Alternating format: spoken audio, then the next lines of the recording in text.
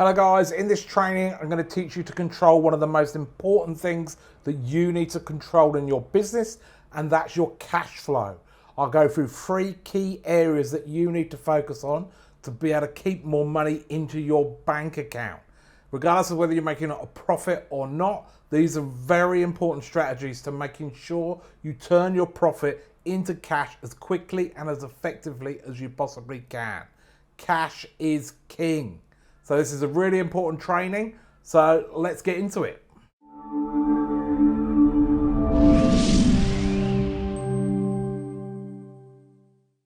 For those who don't know me, my name's Toby. I am the owner and founder of Smart Business Coaching. I work one-on-one with Gold Coast business owners to help them to get in control of their money, drive their growth and build their team, with the idea of obviously building their business so that they don't have to work in it and they're still earning good money and good profit from it. This training here I'm going to go through is something I work very closely with my clients, and that's getting on top of their cash flow and making sure they're managing their cash properly. It's often an area that most business owners don't give enough attention to, and if you don't, it can destroy your business. There's a great saying that if you live by in your business will really help you focus on the right areas, and that's turnover is vanity, profit is sanity, and cash is king. So cash is like the lifeblood of your business. So if we don't manage it properly and you run out of cash, your business will die. So there's one concept I really want to teach you today, and then I'll go through kind of some ideas around that as well. Let me just press the right button so you can see my slide. But the thing I want to teach you today is something called the cash gap. And a cash gap is simply put the gap between when you pay money out versus when you get the money back. So often in businesses, there is a bit of a gap. If we can close that gap or even get rid of that gap, that massively helps cash flow. It's probably easiest to explain with an example from a client. So I work with a business in the UK, so a few years ago now, they won a contract with Tesco's, which obviously is a huge retailer in the UK. Their sales literally quadrupled overnight. So when you look at their profit and loss account, oh my God, this is a dream business, huge growth, great profits, happy days. But it wasn't so happy. The business was running out of cash and they were close to going under. And that's because they weren't managing their cash gap properly. And that's what you have to be careful of in your business. And quite often when people look at business failures, a lot of the big chunk of the business failures comes from businesses growing too quickly without having the right systems or processes in place. In other words, they fall over, or with not managing their finances properly. Otherwise, in other means, they run out of cash. So the cash gap for them was, okay, so you buy some goods. So you want some goods to sell. So they were actually selling branded USB sticks. So USB sticks were quite new at the time. That's how long ago it was. Yes, I know, I'm old. But with age comes wisdom. Honestly, it's wisdom. But what they did do is they obviously imported their USB sticks from China. So from day one, like as soon as you place the order, the Chinese company want their money before it's even got on the boat. So they want their money straight up. So for them, they ordered the stuff, bang, the money goes out the bank account. And this example we've got in front of us here, you've got inventory, so that's when the stock comes in. For them, that's when they order, bang, the stock comes in. Now on these guys, they got payables. So they get the inventory in on day 0 and they don't pay for 30 days. But for my company, they had day 0, they've already paid. So the cash gap's begun. Then what tends to happen in most businesses, the stock will sit around for a while. For these guys, they had to do some work on the stock once it got to the UK. They had a bit of manufacturing and repackaging to do. Then obviously they'll start shipping it out. But stock can sit there for a while. So even in this example, stock sits there for 60 days. So there's the gap from, in this example, they paid out on day 30, but they've got the money, the product's gone out on average from stock in 60 days. There's a 30-day period where it's just sat in stock. And that's the first thing, the mindset thing for you. You need to look at your stock as money. That's money sat there that you need to move and you need to turn over. So in my client's example, the stock sat there for a while and they've already paid for it. In this example, it sat there for 60 days. They got 30 days without paying for it. Then you sell it. So you sell it on to your customer, and then they usually have an account with you and they pay on X amount of days. So this example here, I think it's 60 days, is it? Yeah, 60 days. So their average receivables on this business is 60 days. Most averages I've found is actually probably around 50 days. Obviously it depends what business type you are, what terms you're giving, but most people are end of month and then they drag their heels a little bit if you're not on top of them. So that end of month can go to 50 days quite quickly and quite easily. But that's a long time. And this example, you've got a cash gap here of basically 90 days. In my example, my client, their cash gap, they sold their products to Tesco's. Tesco's was taking 90 days to pay. So they were about 120 days was their cash gap. So what happens is then you're always paying your money out and then waiting to get the money back. Now when that money comes back, it's going to have a bit of profit in there, but you still got to pay for your fixed costs and stuff like that. But beyond that, there's still profit. So over time, that should pay for itself, especially if you're not growing. But if you're growing, so if your next order is larger than the one before, that means more money's going out. And then you do it again, more money's going out again. And this is why these guys got into trouble, because they were going, okay, we're starting 20 stores. Now we want to go to 40 stores. So the whole time they're going growth, growth, growth, and more money was going out, out, out. So their cash flow was in a dire state. And they were literally going to go out of business if they didn't sort it out. So this is why you need to manage it. And for these guys, we kind of went through and we worked out what their cash gap was and then put strategies in place to close their cash gap, which I'll go through in a second as we go through some numbers here for an example. So this is what you need to do in your business. You need to work out what your cash gap is. So you do this by calculating 3 key figures in your business. So in this example here, we've got a business here that has $1 million in sales. Their cost of sales is $700,000, which means they're making $300,000 gross profit, which is a 30% gross profit margin, which is an average for a business. And they're probably making about $100,000 profit, which is a 10% profit margin, which is, again, it's about an average for a business. So here we're looking at 365 days, so we're looking for the whole year. Now we want to calculate 3 key figures. And that's what we call stock days or WIP days, work in progress, receivable days, and payable days. Now what this does, this tells us on average how many days we're holding on our stock for, or we're waiting for our work in progress to be completed.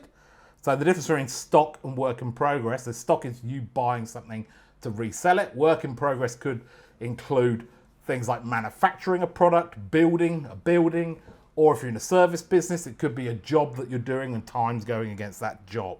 So that's work in progress. That's all things that you're paying for that you haven't yet sold to the customer. That's what stock and work in progress is. Receivables is then what the customers owe you. So then you want to work out on average how long they're taking to pay you. So this is in this example here, they're holding stock on an average of 30 days. They're then getting paid on an average of 50 days. And there's a formula for working that out. I don't have time to go through that now. But if you want a copy of this, just send me a message down below this video and I'll send you a copy of this worksheet so you can work yours out. Then you've got payables, so on average how long it takes you to pay somebody. So in this example, they're at 65 days. So now we can look at that and go, okay, well, what's the cash gap of this business? So you can see their cash gap is minus 15 days because they've got stuff going into stock, holding that. Then they're invoicing it on average how long it takes to invoice, and then they're minus those two added together, minus the 65 days, that gives you a cash gap of 15 days. So then we want to look at how can we close that cash gap. So the first thing is stock and work in progress. So I'm going to mess around with these figures here and just do a 10% improvement. But stock and work in progress, that could be basically looking at how, so if you're manufacturing or producing anything, the more efficient you can do that, the less time it's going to take you and the less you'll have in work in progress. From a stock point of view, you need to manage your stock very carefully. And this is why just-in-time purchasing is so popular, because it's keeping the cash in your bank instead of paying it to your supplier.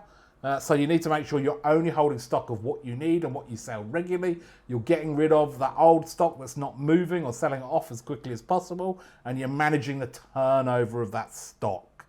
So that's what you need to do there. With those types of strategies in place, even if we said, okay, let's do a 10% improvement there. And that's what we did for my client who did the USB sticks. So we looked at that, okay, how long does it really take us to process these items? How long do we really have to wait for them? Or how long do we really have to how much do we have to hold in stock at any one time? Can we hold less? Is there anything we can do to order later? So that enabled us to reduce the days there. So in this example, if you reduce that by 10%, that's shaving 3 days off. So that's holding stock then 27 days instead of 30 days. It's a 10% improvement. So now we've reduced our cash gap from -15 to -12. Now if we look at the debtors, so receivables, people owe you money, you want to look at, okay, how can we get paid quicker? Obviously credit control is really important in there. I've had clients where I've given this to them as a target, and then they've passed it on to their accounts team, and their accounts team are held accountable to that, and they go out and chase and get those debtor days down, or they work with their customers to say, okay, what do we need to do to get paid quicker? Making sure they've got all the paperwork and everything they need, making sure we're fit around their payment cycles properly, all of that type of stuff. Now, with my client who dealt with Tesco's, for example, Tesco's will pay, but they won't pay for 90 days.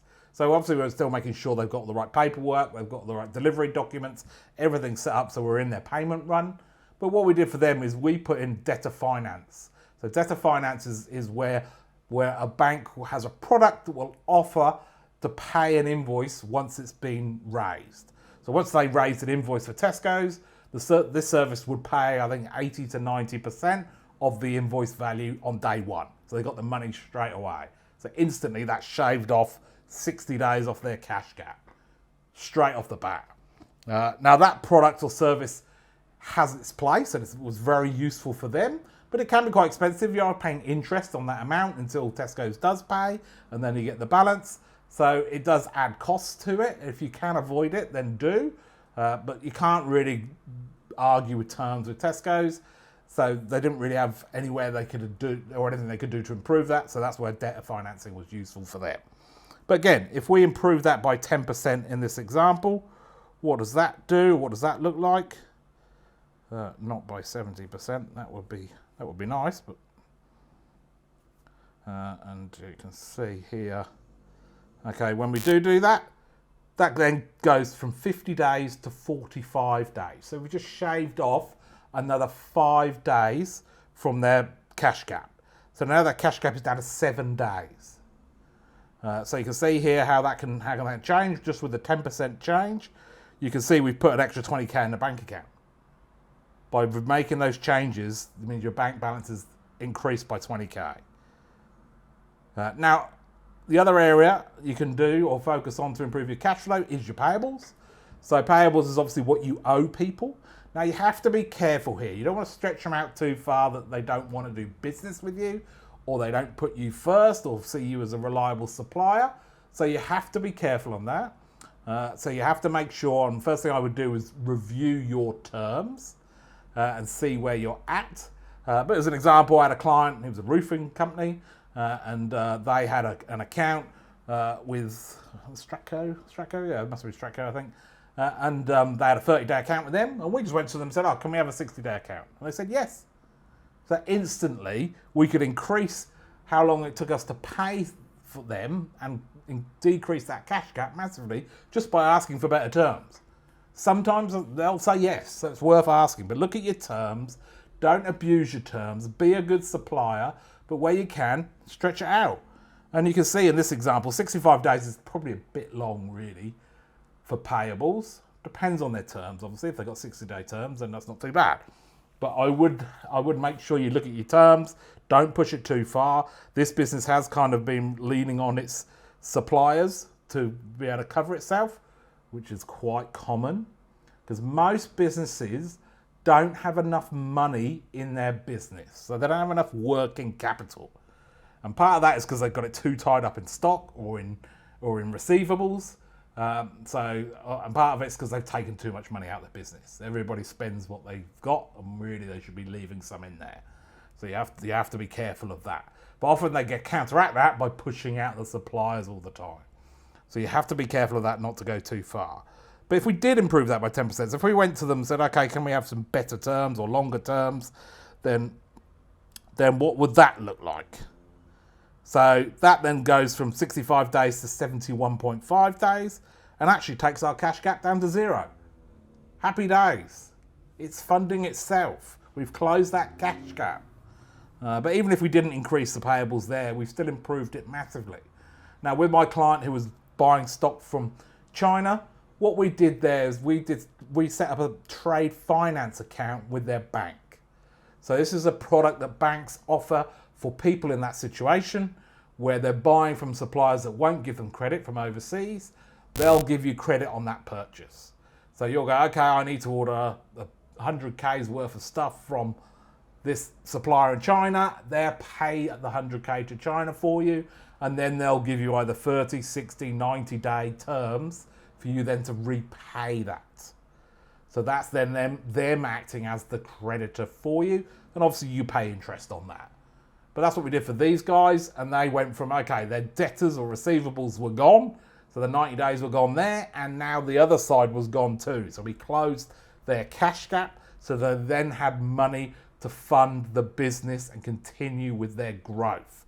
So it's really, really important that you're across this in your business and that you manage your cash flow and close your cash gap. Now, if you've got any questions about this, then please write comments below. And if you want some help, then please book in for a call with me on my site. Happy to give you some help. And if you like this content, make sure you subscribe to the video. Cheers, guys. Talk to you soon.